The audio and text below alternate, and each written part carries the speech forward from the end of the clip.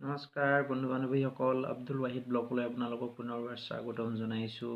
বহুদিনৰ মূৰত আন এটা ভিডিঅ' কৰিবলৈ আগবাঢ়িছোঁ। সেইটো হৈছে অসমৰ মাননীয় মুখ্যমন্ত্ৰী হিমন্ত বিশ্ব শৰ্মা ডাঙৰীয়াই শিক্ষা বিভাগৰ যিসকল শিক্ষক আছে, শিক্ষা বিভাগৰ লগত জড়িত শিক্ষক সমাজলৈ নতুন বছৰৰ শুভেচ্ছা আগবঢ়াইছে। ভাৰতীয় ডাক সেৱা যোগে পঠিয়াবলৈ চেষ্টা কৰিছে। গতিকে ভাৰতীয় ডাক সেৱাৰ এই একবিংশ শতিকাত যিটো অৰিহণা হ'ব লাগিছিল, যি ধৰণে তেওঁলোকে ব্যৱস্থা গ্ৰহণ কৰিব লাগিছিল, কিন্তু সেই তাৎক্ষণিক মুহূৰ্তটো ভাৰতীয় ডাক সেৱাৰ অৰ্থাৎ ইণ্ডিয়ান পোষ্টেলত দেখা পোৱা নগ'ল।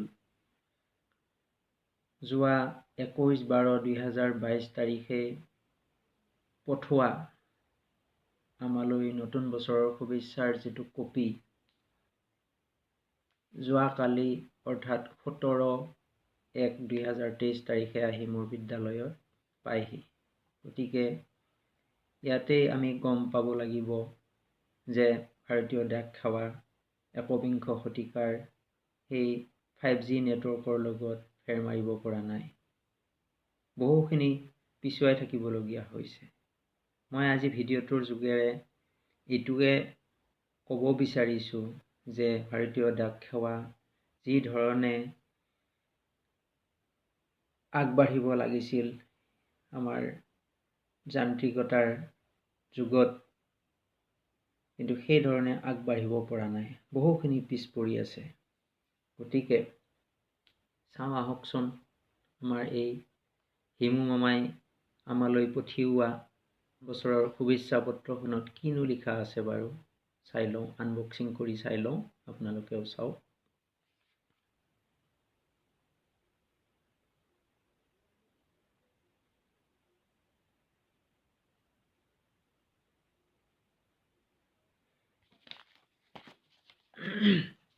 মই অভিনন্দন পত্ৰখন ইয়াৰ পৰা আনবক্সিং কৰিছোঁ, আপোনালোকেও চাওক।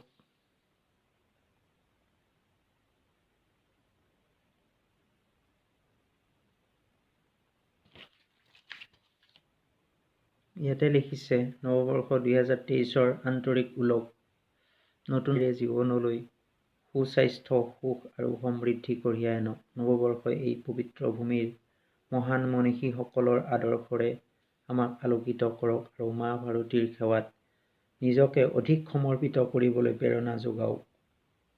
আপোনাৰ লগতে পৰিয়ালৰ সমূহ সদস্যলৈ নতুন বছৰৰ শুভকামনাৰে ডক্টৰ হিমন্ত বিশ্ব শৰ্মা, মুখ্যমন্ত্ৰী অসম।